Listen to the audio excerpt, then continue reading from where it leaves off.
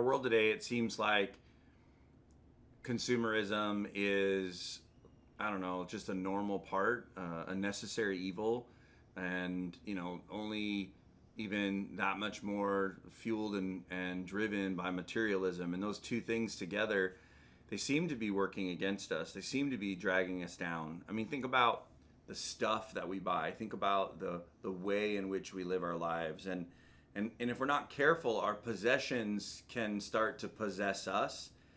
And again, today as we dive into this concept of letting go of stuff, I think we all need to address some of the messes that we've made, whether as individuals or collectively as a people.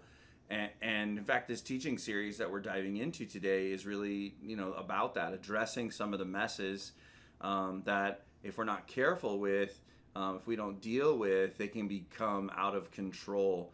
And I think about this in the way that, when I was young, growing up, we didn't really have a lot of money.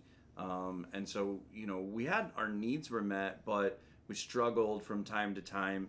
And so because of that, I got into sort of a mindset of scarcity and always feeling like there wasn't going to be enough. And so I had to save or procure or gather for the future. And what I found for myself was I was starting to live in a real lack of faith in God. And all of my belief, all of my trust, all of my hope was placed in what I could amass. And so I was having a hard time letting go of items and getting rid of things, because what if I needed these in the future? What if there was not enough for tomorrow? And instead of trusting God for my future, I was just simply trusting in me. And since then, and again, it's a journey, and I'll be honest, like I'm not there yet. I haven't figured it all out yet. But on this journey, what I'm realizing is this concept or this idea that it's better to have less of the things that don't really matter, so that I can make room for the things that do matter. And let me give you an example of this, right? Like, there's nothing wrong with owning your own home. In fact, it's part of the American dream, what we want to see happen in our lives, right? To own your own home.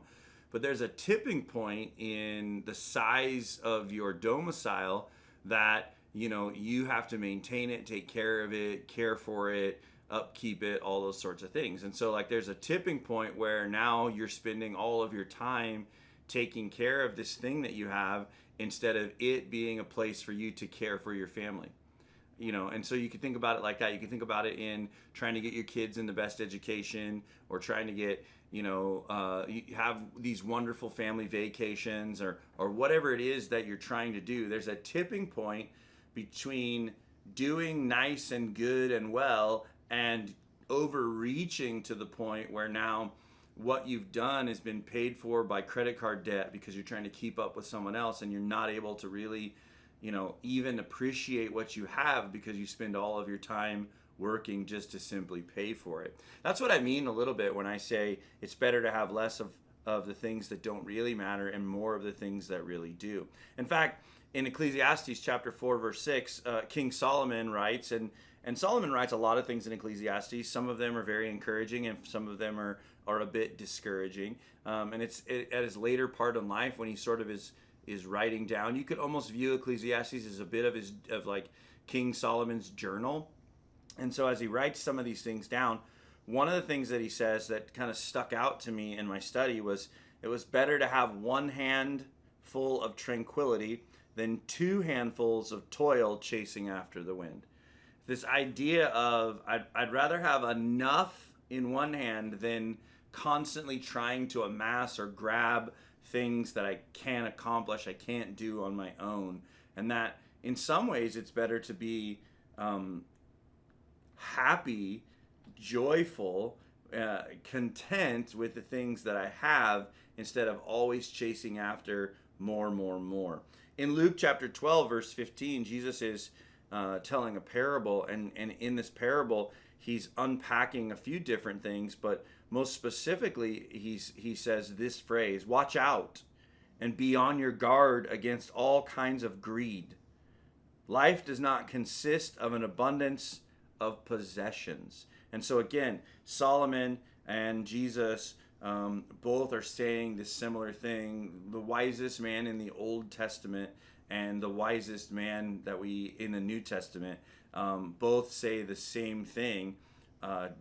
It's not about the stuff you amass. It's about the stuff that really matters. In other words, your life is not a sum total of the things that you have. Now, I know that's hard in our culture because we live in a world where people are really concerned with the clothes that you wear or the watch that you have or the vacations that you go on. And we try to live this perfectly curated life on social media, and the car that we drive and the home that we live in and the furniture and the stuff and the blah, blah, blah, blah, blah, blah, blah. And all of this stuff. And so what I want to challenge you today is this idea, and I really want to do it with some questions. The first one I want to ask you is, what if the stuff that you have right now is actually robbing you or preventing you from experiencing the life that you truly want? Another way to say this would be, what if all of your dreams came true and you looked around and realized that this was actually a nightmare? Some of the things that you're striving for, some of the things that you desire that we are kind of hardwired now in culture to want, aren't good for us and aren't helpful in achieving contentment or joy or even at surface value happiness. And yet we're still doing that. And so I kind of want to challenge you with this idea, going back to Solomon's words, that it's better to have one handful of tranquility than two handfuls of toil chasing after the wind. It's better to be good with just enough than to kill yourself to have more, if it means that you can't actually experience joy in your life. And so what I'd love to entertain for you today is this concept of what it looks like to have one-handed living, like one handful living. What could that actually look like? And so I wrote down some ideas that I found that were helpful for me in this journey that I've been on for quite some time. So if you're taking notes, you can write these down. The first one is this: if you want to live like with contentment, then you're going to have to learn how to throw some stuff out. Now, when I say throw it out, I don't just mean in the trash. Well, some of the stuff, yes, it's trash, and we gather it and we amass it.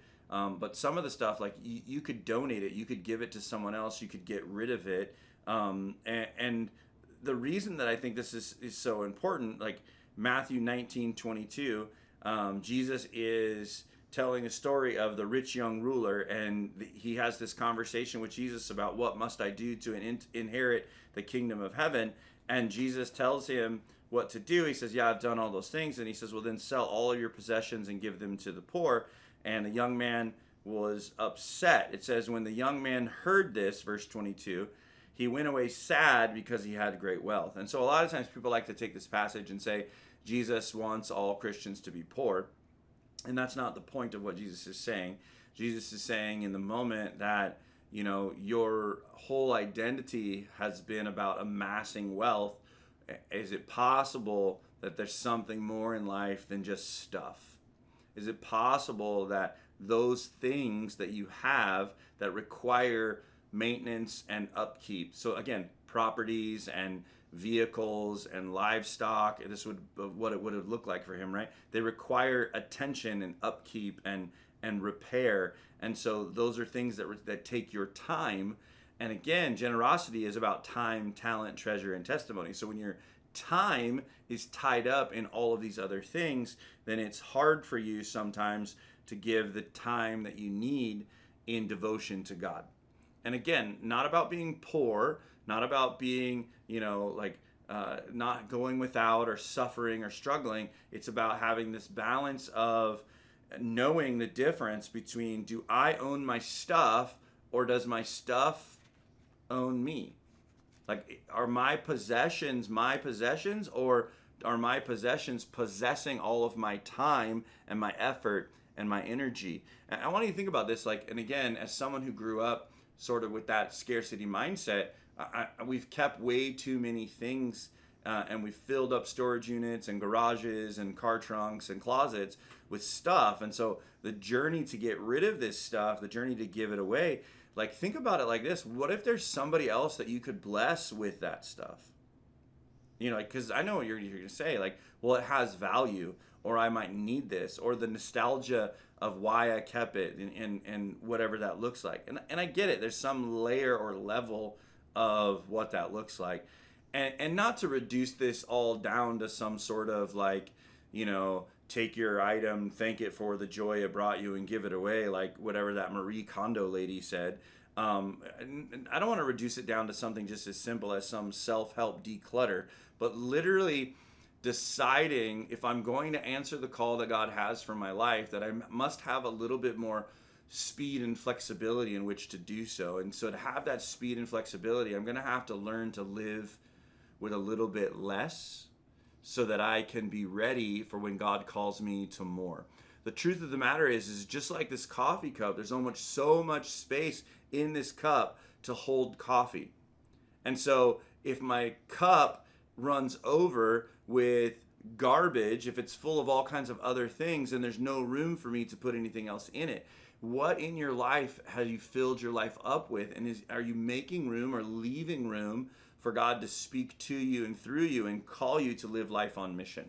That's all I'm asking you to think about today. It's not a judgment as to whether your house is too nice, or your car's too big, or you have too much stuff, or how many storage bins you have. But I mean, think about it and ask yourself those questions. So I'm just offering you some advice on a journey that I've been on when it comes to these biblical principles. So first of all, we talked about this idea of, you know, getting rid of some of that stuff. Like, what would that look like? And some of us avoid it because it's just too hard to deal with, or it's just too much, or whatever it is. And to be honest, like, there's ways to go about it. There's ways to think about it. And one of the most helpful things that you can do when it comes to, like, going through and getting rid of your stuff, which brings me sort of to my second point, if you're writing these down, is to start buying less. Again, we live in this consumeristic world, and there's something about shopping that's become so convenient that you can have something delivered to your house the very next day. Now, again, it's not that I'm not dealing with this. I find myself all the time filling up my Amazon cart with things that I want, and then going back and going, nah, because I don't need that. And sure, I like that shirt, or I like those pants, or I like those boots, but do I really need more of the same? And in my context, it's funny because you're like, Pastor, all you ever wear is black shirts. But there's a lot of different kind of black shirts. There's black shirts with buttons, and black shirts with collars, and black shirts that I like the way the collar fits, or the sleeve length, or whatever. And I want to have more of those things. But how many black shirts can one man really need? And I found that sometimes in my life, it's not about I need this shirt. It's that I need to have the feeling that buying the new shirt gives me. And so again, if you're honest with yourselves, you're maybe perhaps are purchasing because it gives you a sense of control. I know for me, being able to even afford to purchase it is empowering because I grew up in a scarcity mindset. So now that I live a life that is a life more of abundance, and I have an abundance mindset, even though that's a godly thing to have an abundance mindset, that abundance mindset, if not directed towards heaven, directed towards God's plans and purposes, can actually feed the soul of that poor little kid, right? Who's always trying to do and make himself feel better by having. And I could never have enough stuff to really fill that piece of myself that is struggling. In fact, if you look at Psalms 119, it says, cause my heart to bow before your words of wisdom, not the wealth of this world. Help me turn my eyes away from illusions so that I can pursue only that which is true. In these specific verses, you see the desire of the psalmist expressing, I want to be devoted to your plans, God, your commands, your purposes. And it's so easy to get distracted by selfish gain, or, I mean, heck, online shopping. And so the reason that we have so much that we are like, what are we going to do? And if you're honest with yourself, the majority of us, our closets are bursting at the seams. Our storage facilities and our closets and under our beds, we've got more stuff that we need to do than we ever need. And some of us that are getting older, we're like, well, I have this because I'm saving it for my kids because they might want it someday. And then you know, sit down with them and spread out all the stuff, and they're like, I don't want that. That doesn't mean anything to me.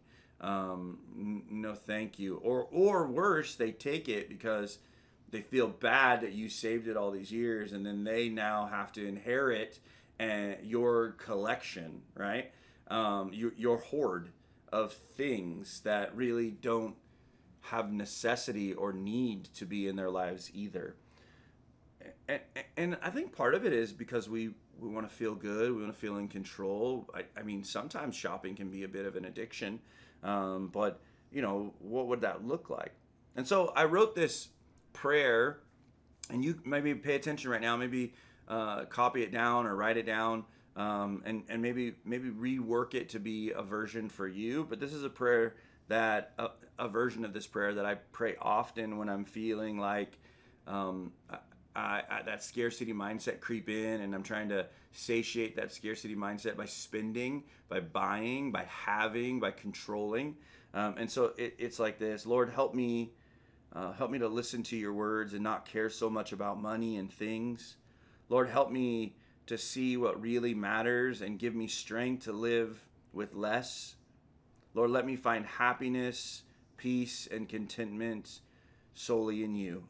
And again, this is my version of praying Psalm 119, 36 and 37 over my life. And so, you know, the power of praying over scripture over yourself, by the way, is super amazing. You can take a passage of scripture that speaks to you, and then you can write that into a prayer, and then you can write that out in your journal or write it down in a prayer card and put it in your Bible. And then when you're feeling those emotions, then you have a go-to to like, I have the words to express to God while I'm feeling this way. And so like, maybe you're feeling like you need to go buy parts for your vehicle, and not parts to make your vehicle work, but parts just to make your vehicle go fast. Well, your vehicle's fast enough, my friend. Or do you really need that next pair of shoes or the next article of clothing? Or do you really need to spend that money doing that thing? Could you do a little bit less and maybe in a long term actually wind up with more, because your hope and your faith is not in your things, but yet in the Lord?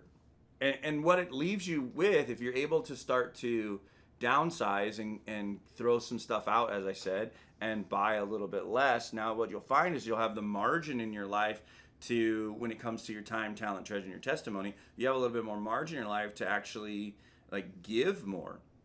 Now, again, I'm not necessarily talking about you financially contributing. While there's plenty of really great things that the church is going to be doing over the course of the next month and year, and continue to do that we've been doing when it comes to missions and outreach and you know, just generally even caring for the people that God's entrusted to us.